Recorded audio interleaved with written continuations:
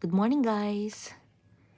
So bago ang lahat, shout out muna sa mga OFW natin dyan na nakaka-relate ng mga ganitong senaryo. So syempre, kapag umuwi tayo ng probinsya, ito yung nami-miss natin. Yung pag-iinom ng native na kape at ang paglalakad tuwing umaga.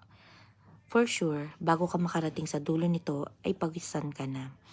So nakikita nyo nga na maraming puno na ngayon kasi during pandemic, nag-start sa pagtatanim ng iba't ibang puno yung aking mga kapatid. So shout out doon sa mga lahat na na-involved sa pagtatanim at magpapalago nitong aming farm.